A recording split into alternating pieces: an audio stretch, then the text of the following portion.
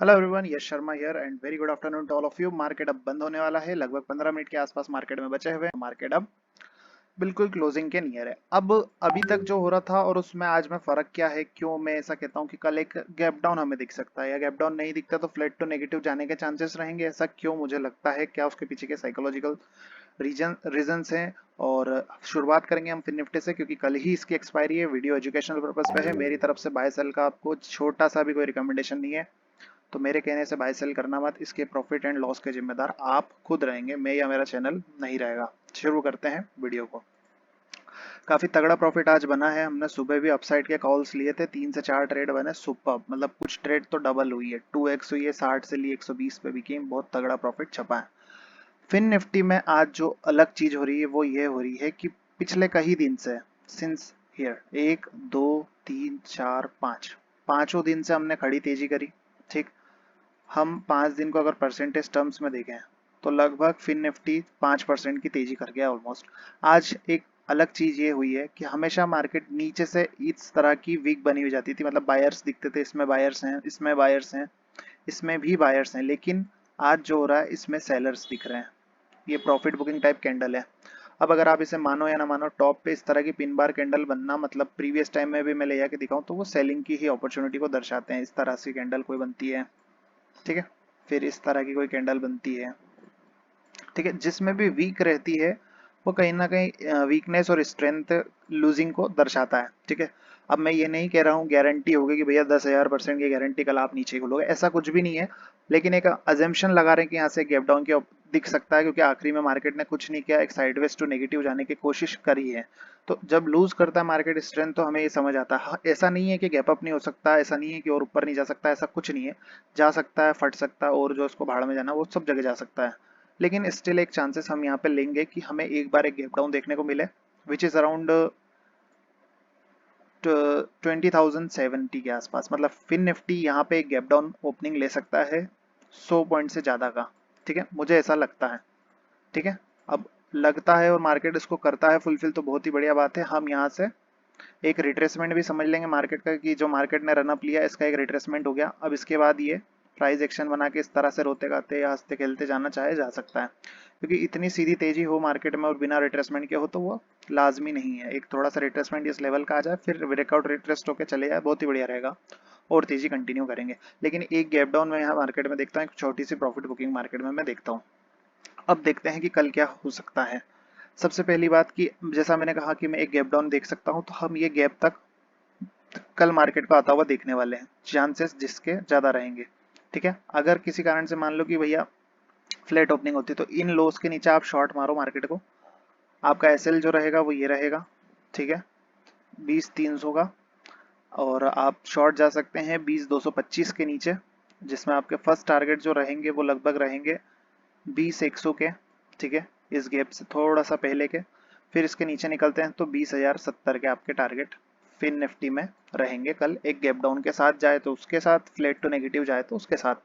Fresh तेजी अगर आपको करनी है फिन निफ्टी में, तो फ्रेश तेजी का जो एरिया बनेगा वो लगभग इसके ऊपर बनेगा। 20,310 के ऊपर अगर प्राइस सस्टेन करता है और कोई प्राइस एक्शन बना के इस तरह से निकलता है तो आज का डे हाई फर्स्ट टारगेट इसके ऊपर, इस रेंज के ऊपर का टारगेट आप ले सकते हैं। मतलब 20,400 के आसपास तक कल फिर फिन निफ्टी जा सकता है आज के हाई के ऊपर। लेकिन इफ टुमारो ये लोस टूट जाते हैं तो आपको यहाँ से मार्केट फिसलती हुई दिखेगी, जिस कंडीशन में पहला 120 का टारगेट और फिर उसके बाद 2070 का टारगेट आपका रह सकता है फिन निफ्टी में। ठीक है, और भर भर के बड़ी सी क्वांटिटी ना उठा लेना, अगर साइडवेज चले गया तो जीरो हो जाओगे, इस बात का भी विशेष ध्यान रखना।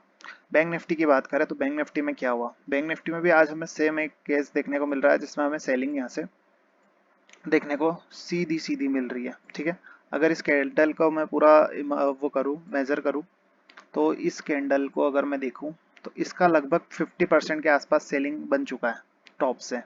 ठीक है, तो इस तरह, मतलब एग्जैक्ट 50% तो नहीं है, थोड़ा बहुत कम है, लेकिन 1% की तेजी में से आधा परसेंट हम गवा चुके हैं, हम ऐसा समझ सकते हैं इस कैंडल के हिसाब से लो टू हाई में।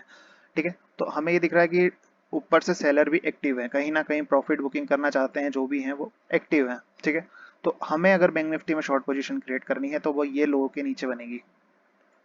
इस लो के नीचे अगर 45-50 के नीचे अगर बैंक निफ्टी 45-40 के नीचे अगर बैंक निफ्टी सस्टेन करती है 5 मिनट का रेड कैंडल, तो उसी रेड कैंडल का हाई आपका as a stop loss work करेगा एंड देन फर्स्ट टारगेट आपका रहेगा 44,840 और उसके नीचे निकलते हैं तो फिर ये 44,750।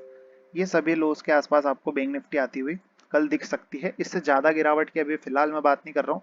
गैप डाउन से हो जाए तो वेल एंड गुड है, आप फिर प्राइस एक्शन देख के एक बार रिट्रेसमेंट तक बाय कर सकते हैं। लेकिन अगर ऐसा नहीं होता है, नेगेटिव फ्लैट टू नेगेटिव आता है, तो फिर इन लोस के नीचे गैप डाउन होता है तो फिर यहाँ पे प्रॉफिट बुक करना है पुट में अगर कैरी किया तो।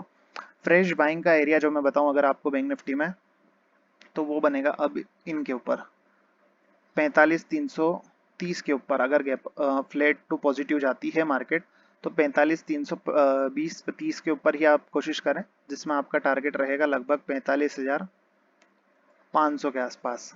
ठीक है, इससे ज़्यादा मैं भी फिलहाल इसमें और कुछ कंसीडर नहीं कर सकता। ये एक फ्लैट टू पॉजिटिव वाली चीज़ हो सकती है क्योंकि यहाँ पे एक बुलिश फ्लैग काइंड ऑफ भी बन रहा है, जा सकता है, लेकिन मेरे को अभी इसमें कोई कन्विक्शन नहीं आ रहा है। मतलब मेरे हिसाब से तो एक बार डाउन मोमेंटम आना चाहिए जो प्रॉफिट बुकिंग का बचता है। निफ्टी की बात करें तो निफ्टी देखिए जाते जाते एक ब्रेकआउट दिखाने की कोशिश कर रहा है। निफ्टी में स्ट्रेंथ है बेशक, निफ्टी बहुत बढ़िया तरीके से वर्क कर रही है।